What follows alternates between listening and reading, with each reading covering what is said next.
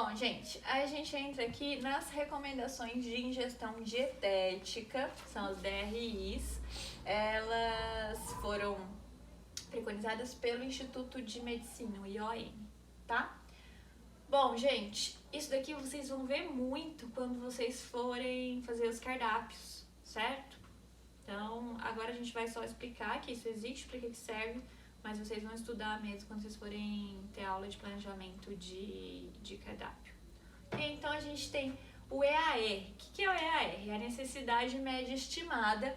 É o que está aqui, ó, no meio dessa curva aqui. O que é essa necessidade média estimada? É uma quantidade que a gente tem que 50% das pessoas vão estar satisfeitas com aquela quantidade, tá? Então, a gente pode pegar, por exemplo, de um micronutriente, o micronutriente X, 100 miligramas. 100 miligramas vai ser adequado para metade dessa população, ok? Então, a outra metade talvez precise de mais. Talvez precise de mais. Exatamente. Certo? Então, é por isso que a gente tem o RDA, que é a ingestão dietética recomendada, tá? Essa ingestão dietética recomendada, ela vai ser suficiente para 97,5% das pessoas de um grupo, 97,5% da população, ok? O que isso quer dizer? Então, a gente pega esse mesmo micronutriente X, por exemplo, e a gente fala aqui uma quantidade desse micronutriente, a gente pode falar, sei lá, 200 miligramas, é suficiente é adequado, certo? É suficiente para 97,5% das pessoas, ok? Como que é calculado esse RDA? Então, primeiro eu tenho o valor do EAR, aí eu somo 2 desvios padrões para ter o meu valor de RDA, ok? Primeira vez que isso foi feito foi lá, se eu não me engano, depois da Segunda Guerra Mundial. As pessoas lá nos Estados Unidos estavam ficando bem doentes, tinha pós-guerra, período pós-guerra, e aí eles fizeram os estudos com essas pessoas e para ver a quantidade de nutrientes que a população precisava, e aí eles desenvolveram esse EAR e também o RDA, né, por consequência, para cada um dos micronutrientes, tá? E também a gente usa esses valores para a gente ver macronutrientes também.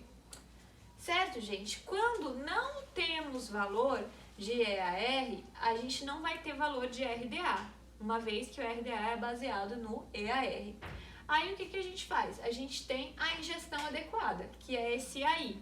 É quando a gente pega esse valor de estudos menores, tá? De estudos que ainda não viraram uma recomendação oficial, ok? A gente pega esse aí. E aí a gente tem o UL também, que é o limite máximo tolerável. Esse limite máximo tolerável quer dizer que a gente não pode consumir uma quantidade de micronutrientes, né, geralmente. Então, a gente pode pegar, sei lá, micronutriente zinco. Então, o L, a gente não pode ultrapassar a quantidade X de zinco, porque pode ser tóxico. Então, a gente tem o L pra gente não ultrapassar isso. Ok, gente? Então, vocês vão ver isso com mais atenção e mais calma depois. Hoje é só pra gente saber que isso existe mesmo. Bom, aí a gente entra na questão dos guias alimentares. A Organização Mundial da Saúde, que é a OMS, ela tem, né, uma estratégia global para promoção saudável, atividade de promoção da saúde, atividade física e saúde, certo? Promoção saudável, atividade física e saúde. E o que essa estratégia global vai fazer? Né? O que ela pede? Ela pede que os países formulem diretrizes nacionais sobre alimentação e nutrição. O que são diretrizes? São orientações, ok? Com vistas a melhorar os padrões de alimentação e nutrição e também realizar uma promoção da saúde, certo? E aí, esses guias alimentares são orientações dietéticas para o público, para as pessoas, e eles geralmente têm uma linguagem simples e direta para que as pessoas consigam compreender, ok? Ele considera a cultura da população, então considera os hábitos alimentares, certo? A gente já viu isso, que isso é importante. E ele é um componente de política de saúde, certo? Porque ele está dando aí, está sendo importante na educação alimentar e nutricional, está promovendo a saúde das pessoas. Então, ele é um componente político também. Bom, aqui no Brasil, em 1999, a gente já estava em contato com essa pirâmide dos alimentos, que era uma forma de orientação, né? Então, a gente tinha a quantidade de porções que deveria ser consumido, certo? Então, 6 porções em média do grupo dos cereais e tubérculos, 3 porções do grupo de legumes e verduras, 3 de frutas, 1 de feijão e oleaginosas, 1 porção de carne, 3 de leites e derivados, 1 de óleos e gorduras e 1 de açúcares e doces, tá? Isso para uma dieta de 2.000 calorias, que é a média aí, né, do que a gente consome. Então, geralmente mulheres, às vezes um pouco menos, homens talvez um pouco mais, depende da altura, da atividade física, mas uma média é 2.000 calorias, ok? Aí essa pirâmide falava também, né, que era bom fracionar as refeições, certo? Em 6 refeições por dia, enfim. Então essa é uma orientação que a gente teve lá em 99. Depois, em 2006, foi lançado o primeiro guia alimentar para a população brasileira aqui no Brasil, tá? Então, ele tinha essa divisão, né, nos grupos de alimentos, assim como eu apresentei para vocês aqui, certo? Nessa pirâmide. E ele focava muito em porções, em quantidades. Esse guia, ele é muito focado em porções e quantidades, ok? Aí, em 2014, saiu o guia o guia atualizado. Esse guia atualizado, ele é bem diferente do de 2006. As principais diferenças é que aqui no de 2014 a gente não tem um foco na quantidade de alimentos, nas porções, a gente tem foco na qualidade, tá? Deixei aqui o link, quero que todo mundo abra e leia o guia, tá bom? Então, bom, quais foram os princípios para a elaboração desse guia? Então, a gente tem que, primeiro de tudo, que a alimentação é mais do que a ingestão de nutrientes. O que isso quer dizer, né? Que a alimentação não se baseia em ingerir alimentos. A gente não tem que a alimentação é fonte de prazer, a alimentação é cultura, a alimentação traz um bem-estar. Então, a gente não pode isolar que a alimentação é só nutrientes, certo? Então, isso é um dos princípios. Segundo, que as recomendações devem estar em sintonia com o seu tempo. Então, adianta fazer um guia há 100 anos atrás, quando a gente tinha alimentos totalmente diferentes, e ser utilizado hoje em dia? Não. Então, os guias eles têm que ser constantemente atualizados para estar em sintonia com o seu tempo, né? Então, hoje, o guia tem que falar o quê? De alimentos processados, minimamente processados, in natura, certo? Que é o que a gente vê hoje no mercado. Ok? Bom, a alimentação adequada e saudável deve ser proveniente de um sistema alimentar social e ambientalmente sustentável. Então, isso baseou o guia também. Adianta eu fazer uma alimentação super saudável, mas que não seja proveniente de um sistema alimentar ambientalmente sustentável, que vá acabar com o meio ambiente ou que usa mão de obra análoga à escravidão, certo? Então tem que pensar na sustentabilidade também, como é feito isso socialmente e ambientalmente, tá?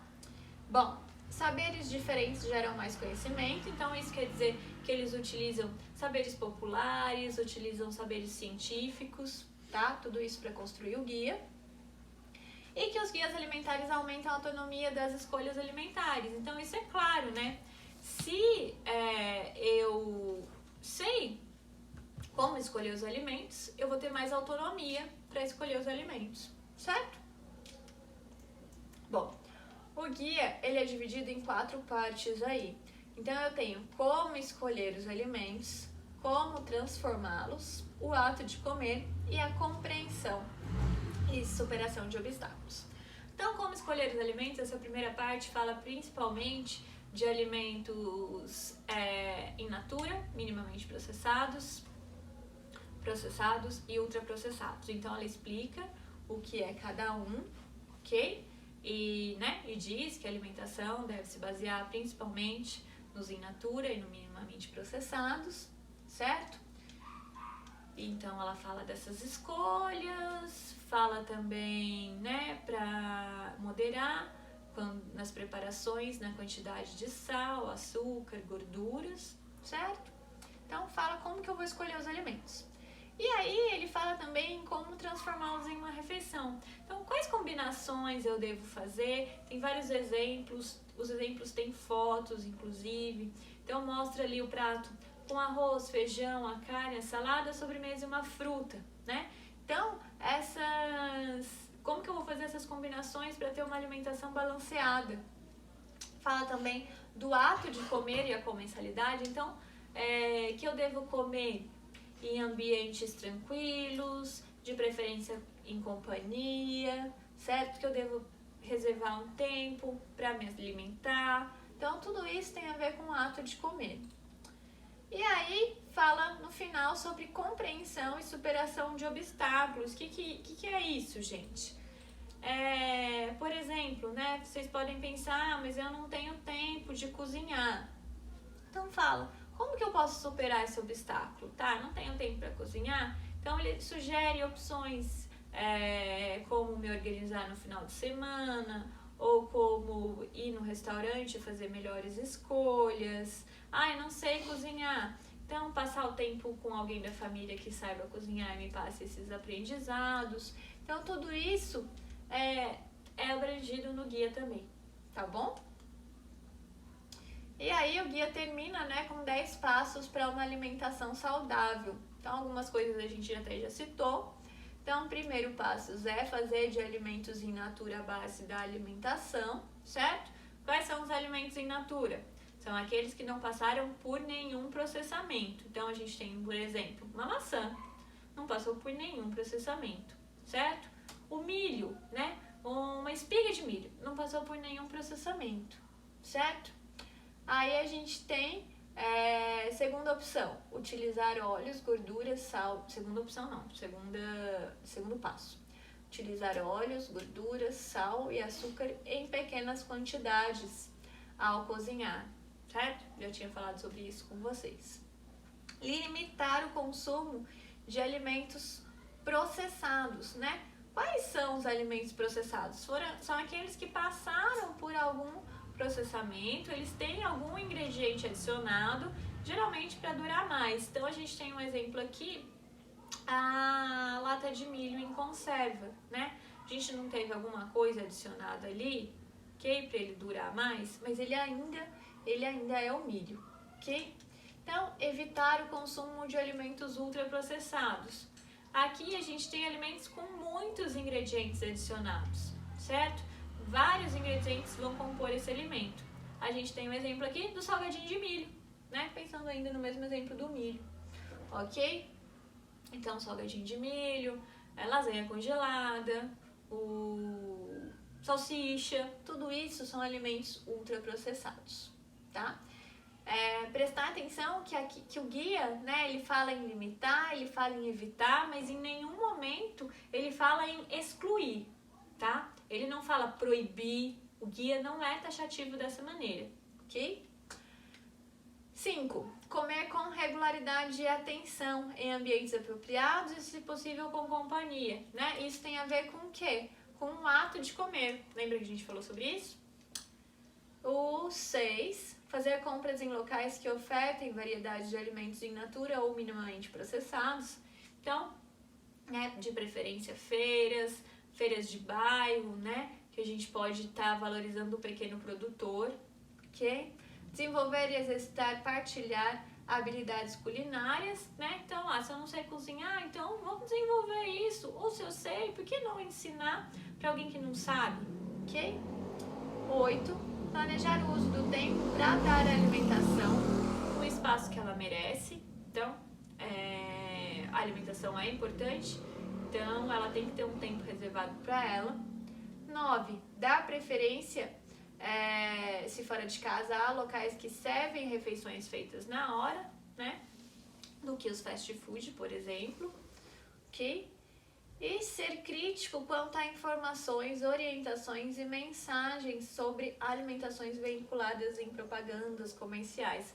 Então a gente precisa ser crítico, né? Quantas vezes a gente não vê aí algumas informações inadequadas, né?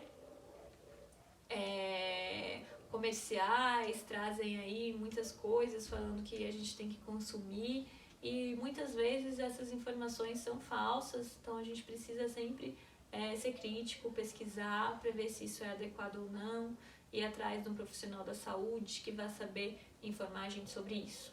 Ok, gente? Bom, acho que encerramos. Encerramos. Então, se inscrevam no meu canal, deem um like se vocês gostaram da aula e deem feedback, pode fazer questão, tá bom?